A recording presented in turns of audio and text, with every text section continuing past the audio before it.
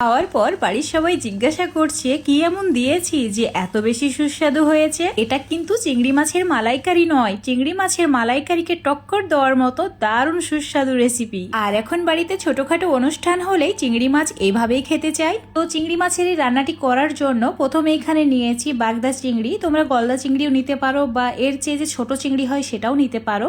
ভালো করে পরিষ্কার করে নিয়েছি, মাথায় যে পটি থাকে সেটাও ফেলে দিয়েছি, আর পেছন দিকে একটু কাটা থাকে সেটাকে ফেলে দিয়ে ভেতরে যে সুতোর মতো অংশ থাকে সেটাকেও টেনে বার করে নিয়েছি। আর এখানে চিংড়ি মাছের খোসাটাকেও রেখে দিয়েছি, তোমরা চাইলে ফেলে দিতে পারো। চিংড়ি মাছের খোসাটা রেখে দিলে ভেতরের মাংসটা খুব বেশি শক্ত হয়ে যায় না, একদম পারফেক্টভাবে কুক হয়।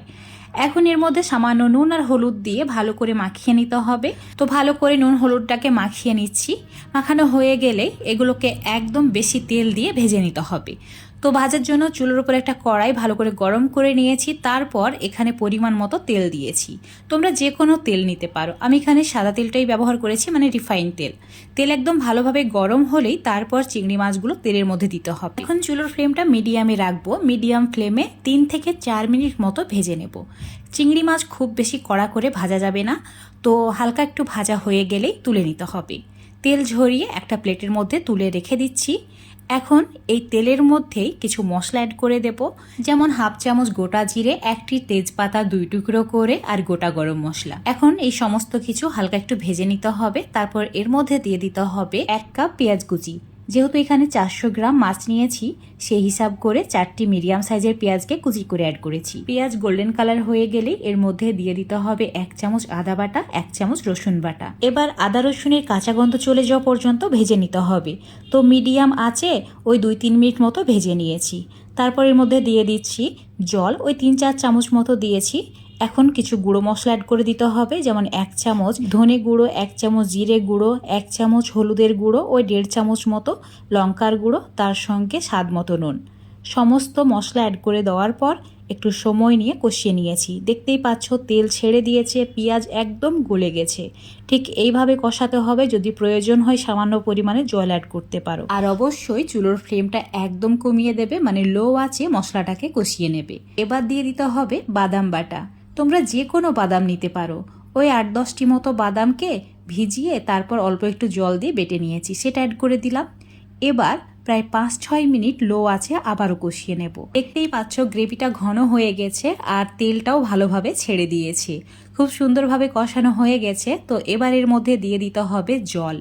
এখানে 1.5 কাপ মতো জল ব্যবহার করেছি, যেহেতু আজকের এই চিংড়ি মাছের রেসিপিতে কোনো রকম ঝোল থাকবে না, একদম হালকা একটু ঝোল থাকবে, তাই এখানে জলের পরিমাণটা কম দিতে হবে। 1.5 কাপ মতো জল দিয়ে জলটা যখন ফুটতে শুরু করেছে তখন চিংড়ি মাছগুলো অ্যাড করেছি। ভেজে রাখা চিংড়ি মাছগুলো দিয়ে ভালো করে একবার মিশিয়ে নেব। এভাবে নেড়ে নিয়ে এবার ঢাকা দিয়ে হাই ফ্লেমে 3 থেকে 4 মিনিট মতো রান্না করব। তোমাদের এখন 4 মিনিট পর দেখাচ্ছি। দেখতেই পাচ্ছ সাইডে কিন্তু তেল ছেড়ে দিয়েছে। তো একবার নাড়াচাড়া করে নিতে হবে, না হলে কড়াইয়ের নিচে লেগে যেতে পারে, যেহেতু আমরা বাদাম ব্যবহার করেছি। ভালো করে একবার নাড়াচাড়া করে নেওয়ার পর এবার এর মধ্যে দিয়ে দিতে হবে সামান্য পরিমাণে ঘি, ওই হাফ চামচ মতো ঘি দিয়েছি। আর দিয়ে দিচ্ছি 1 চিমটি মতো শাহি গরম মশলা।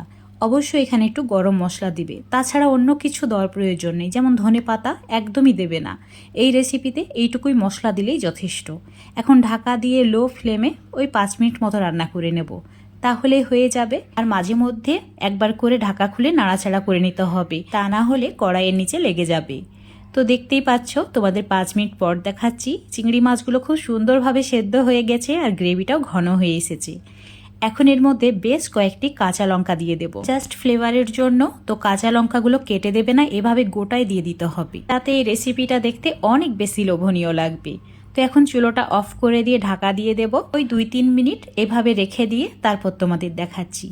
দেখতেই পাচ্ছ যেমন দেখতে লোভনীয় হয়েছে, সেই রকম খেতেও সুস্বাদু।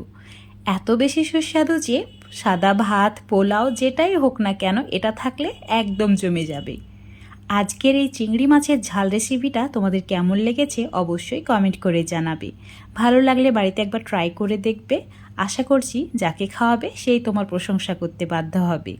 রেসিপিটা ফেসবুক পেজ থেকে দেখলে পেজটিকে ফলো করে নেবে, ইউটিউব থেকে দেখলে চ্যানেলটিকে সাবস্ক্রাইব করে রাখবে।